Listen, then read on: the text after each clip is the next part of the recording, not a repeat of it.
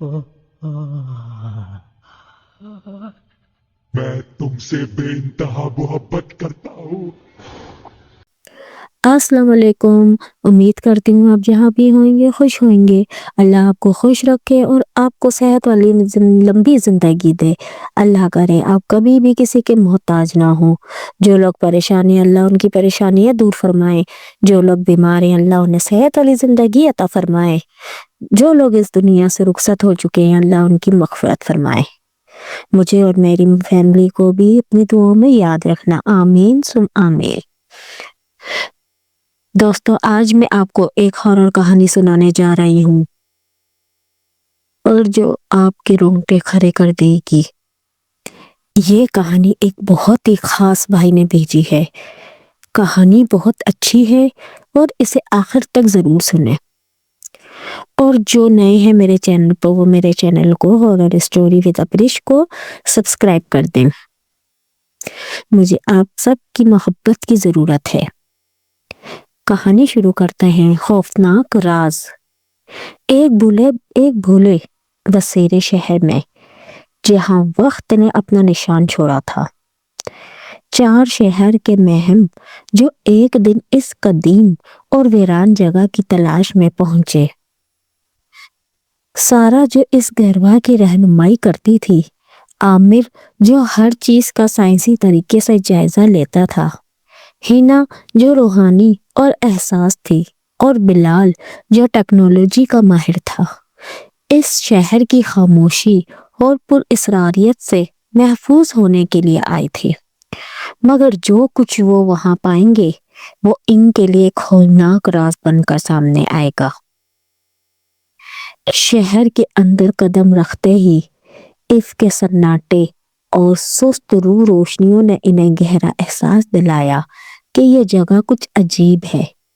خنڈر بن چکے عمارتیں، دروازے جن سے ہوا کا سرد جھونکا گزرتا تھا، اور ان سب کے درمیان وہ پودے جو زمین پر پھیل گئے تھے، اور ان سب نے ایک غمگین خاموشی کو جنم دیا تھا۔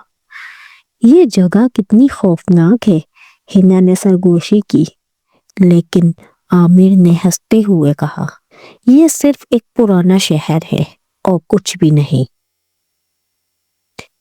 جب وہ مزید اندر داخل ہوئے، ایک عجیب و غریب سردی نے ان کو جگڑ لیا۔ اچانک ایک بتی نے چمک کر بجھنا شروع کیا، جیسے یہ ایک پر اسرار اشارہ تھا۔ پھر ایک اور عجیب واقعہ پیش آیا۔ ان کے قدموں کی آواز سناتی تھی، لیکن جب انہوں نے پیچھے مڑ کر دیکھا تو وہاں کوئی نہیں تھا۔ یہ کیا تھا؟ ہینا نے خوف کے ساتھ کہا۔ کوئی نہیں ہے، بس یہ عمارتیں ہی پرانی ہیں، عامر نے کہا، لیکن اس کے الفاظ خود اس کے اپنے دل کی بے چینی کو چھپانے میں ناکام تھے۔ انہوں نے ایک پرانے گھر کے اندر قدم رکھا جہاں جگہ جگہ گرد اور مٹی جمی ہوئی تھی۔ اچانک ہینا نے ایک بوسیدہ کاغذ کا ٹکڑا دیکھا جو ایک کمرے کے فرش میں چھپا ہوا تھا۔ جب سارا نے اسے کھولا تو اس میں ایک روزنامہ تھا جس پر ایک قدیم راز کا ذکر تھا۔ یہ راز ایک لعنت سے متعلق تھا جس نے اس شہر کو گرفتار کیا تھا، اور ایک تاریک طاقت جو یہاں چھپی ہوئی تھی۔ یہ راز زیادہ واضح نہیں تھا، لیکن ایک لائن نے سب کی توجہ حاصل کی۔ جب سایہ چلا گا، شہر جاگے گا، اور صرف ایک ہی رہ جائے گا تاکہ زنجیریں توڑیں۔ یہ تحریر ان سب کے لیے ایک ہولناک اشارہ بن چکی تھی۔ پھر اچانک وہ سب ایک عجیب سرسری سے آواز سننے لگے جو جیسے کسی غمگین روح کی آواز ہو۔ فضا میں ایک سرد ہوائیں دوڑنے لگی، اور پھر ایک اور چیز ہوئی، جیسے کسی کا ہاتھ ہینا کے کندھے کو چھو رہا ہو۔ وہ لرزتے ہوئے مڑ کر دیکھتی ہے، لیکن وہاں کچھ نہیں تھا۔ یہ کیا تھا؟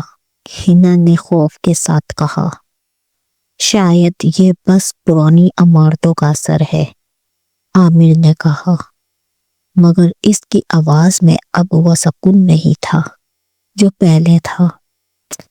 ان سب نے فیصلہ کیا کہ اب انہیں شہر کے مرکز میں جا کر کچھ تلاش کرنا چاہیے تاکہ وہ یہاں سے نکل سکے۔ لیکن جیسے ہی وہ گلیوں میں چلنے لگے، انہیں ایک عجیب سی حالت محسوس ہونے لگی۔ شہر کی ہر گلی ایک جیسی محسوس ہونے لگی اور وہ کسی نہ کسی طرح ہمیشہ واپس اسی جگہ آ جاتے جہاں سے انہوں نے شروع کیا تھا۔ ہم پھنس گئے ہیں، سارا نے کہا، اور سب کے چہروں پر تشویش کی لکیریں نمایاں ہو گئی۔ انہوں نے ایک قدم کلیسا دریافت کیا جو مکمل طور پر ٹوٹ چکا تھا۔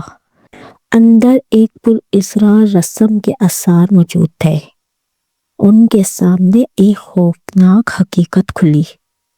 اس شہر میں ایک بدشگونی چھپی ہوئی تھی اور وہ رسم کبھی مکمل نہیں ہو پائی تھی، جس کی وجہ سے یہ لعنت آج تک قائم تھی۔ ان کا تجزیہ یہ تھا کہ اس لعنت کو ختم کرنے کے لیے کسی ایک شخص کو اپنی جان قربان کرنی ہوئے گی۔ یہ سب کیا ہو رہا ہے؟ ہنا کی آواز لرز رہی تھی۔ ہمیں اب کیا کرنا ہے؟ سارا نے کہا۔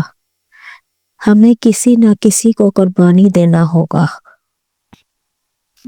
وہ سب تذبذب کا شکار تھے، لیکن جیسے ہی اس فیصلے پر پہنچنے کی کوشش کی، ان کے اندر سے ایک طاقتور سایہ نمودار ہوا۔ وہ سایہ جیسے انہوں نے کئی بار اپنی آنکھوں کے کانوں میں محسوس کیا تھا، اب ان کے سامنے تھا۔ ایک ایک کر کے گروہ کے افراد غائب ہونے لگے۔ بلال پہلے غائب ہوا، پھر عامر، اور آخر کار سارا اور ہنا ہی بچ گئے۔ سارا نے فیصلہ کیا کہ وہ خود اپنی جان قربان کر دے گی تاکہ دوسرے بچ سکیں۔ اس نے رسم مکمل کی اور شہر اچانک ٹوٹنا شروع ہو گیا۔ عمارتیں گرا دیں، دیواریں درہم سے گرنے لگیں اور آخر کار وہ سارا منظر مٹ گیا۔ سارا کو ایسا محسوس ہو رہا تھا کہ وہ آزاد ہو، لیکن جیسے ہی اس نے شہر کو پیچھے مڑ کر دیکھا، وہ دوبارہ ابھرتا ہوا دیکھا۔ سارا نے گھبرا کر آنکھیں بند کی اور اسے احساس ہوا کہ وہ شہر سے کبھی نہیں نکل سکتی۔